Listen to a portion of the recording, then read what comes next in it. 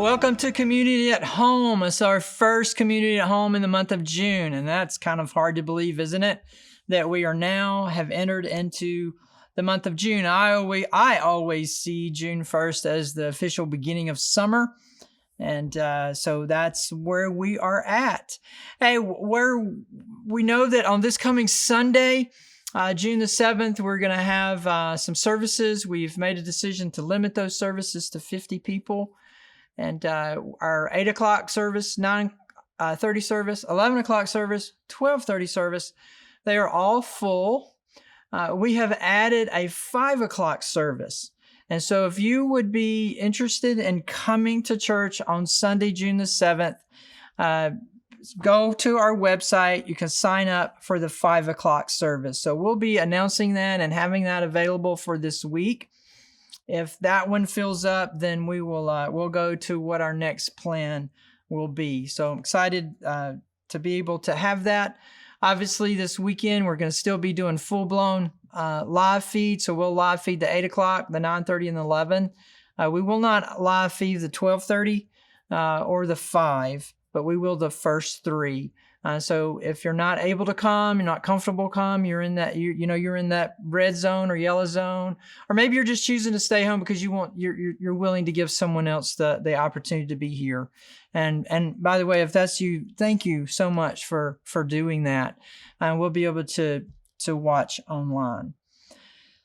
So that's what we're doing. The past 4 or 5 days, though, COVID-19 has kind of taken a little bit of a back seat to all the things and all the unrest that's happening around our country, with the protests that have turned violent in some instances, and all of those kinds of things. So I need to speak to that just a little bit. I'll continue to speak to it as we go through the coming weeks in the process of planning a Sunday morning time to address some of those things that will happen in the next couple of weeks. When difficult things happen, whether they are happening just to you, because there's a lot of times a family is in crisis, and that family is really the only one in crisis. Everybody around them, everything is good.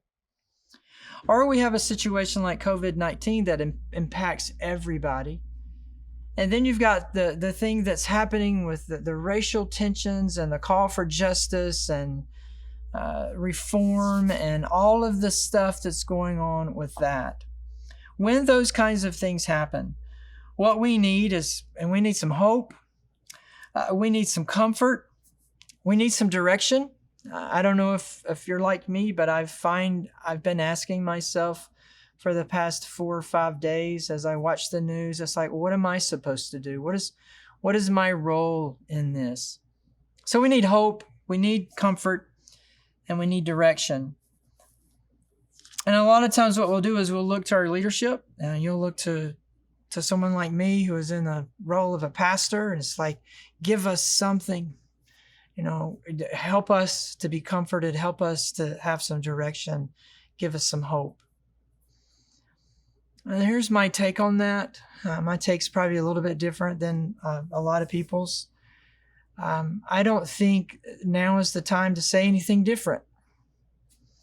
I think now is the time to call attention to what we say all the time.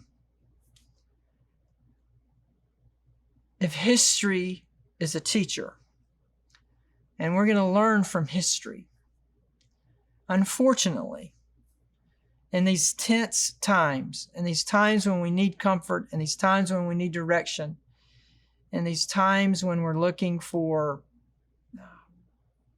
hope, we tend to not look to God for very long.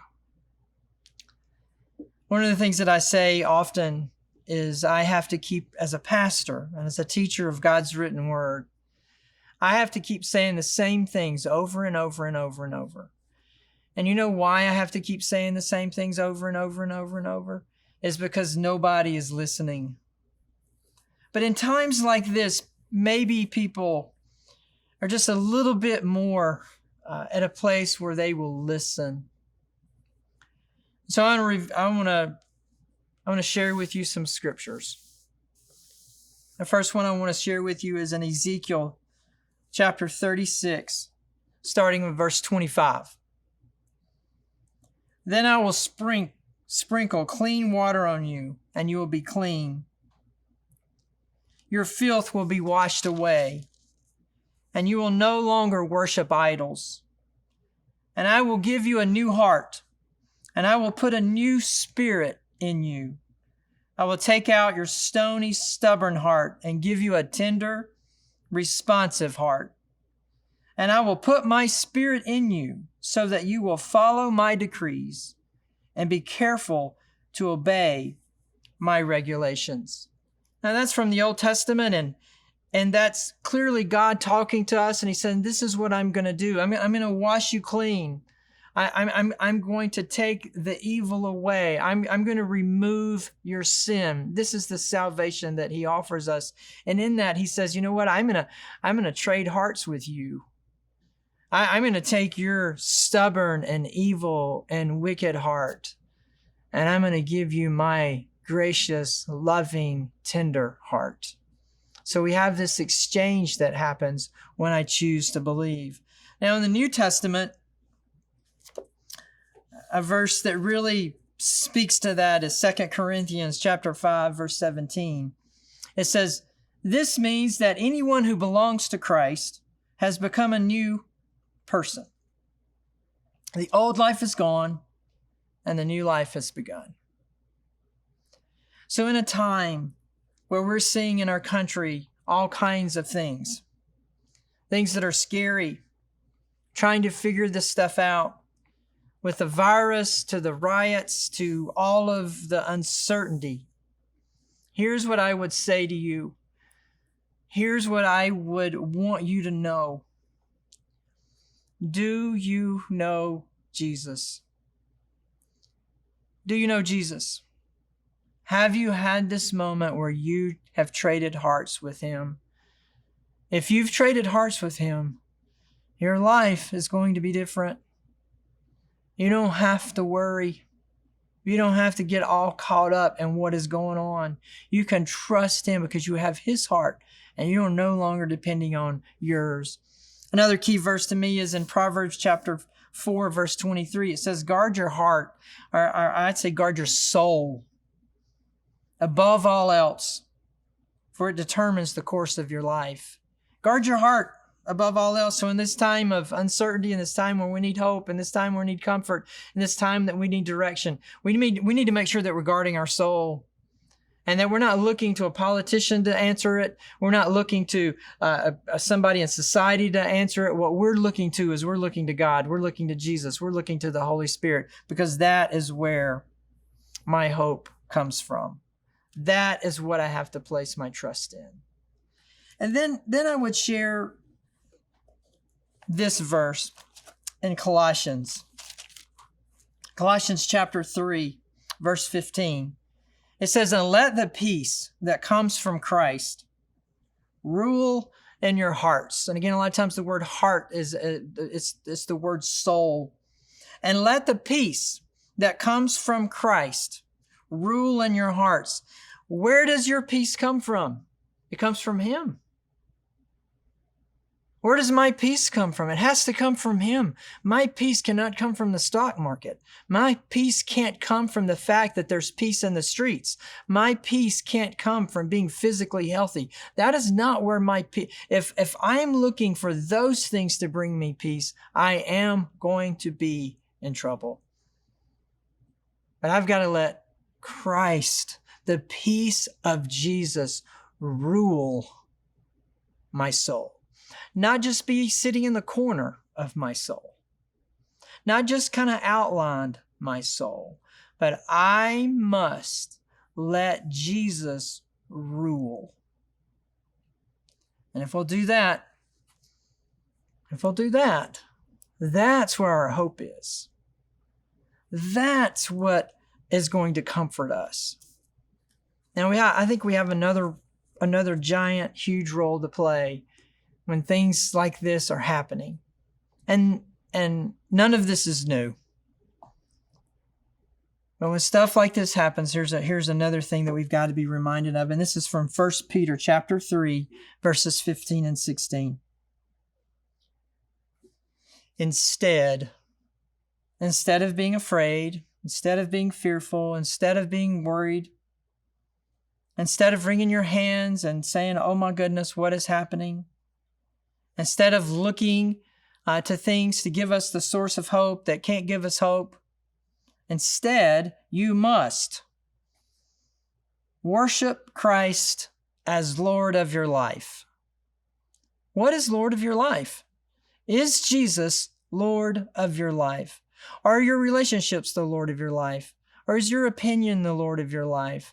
Or is your what you want the Lord of your life? Peter's saying, listen, instead you must worship Christ as the Lord of your life. And if someone asks you about your hope, as a believer, always be ready to explain it. But do this in a gentle and respectful way. Keep your conscience clear. Then if people speak against you, they will be ashamed when they see what a good life you live because you belong to Christ. There's only one way someone's going to ask you about the hope that you have. And that is if you have hope and you're living in such a way that they can see it. My prayer for you is that you've had that moment of surrender where you've traded hearts with God and you've allowed Him to take your stony, stubborn heart and let Him give you His loving, tender heart. And once that happens, I'm going to work hard to guard that heart, because out of that's going to come every way that I live. My peace is going to come from Him. It's not going to come from anything else. And when I begin to live in a way that my peace and my hope comes from Jesus, people will notice, and then people will start to ask, and then you will be able to share with them the good news of Jesus, which brings us to the Great Commission, that we go and we make disciples.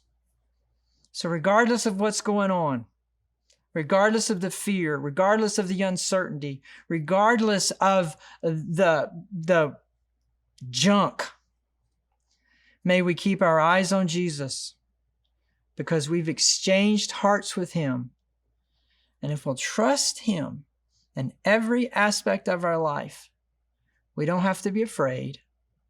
We don't have to be hopeless. And we certainly will not be directionless. I hope this helps. We'll talk to you soon.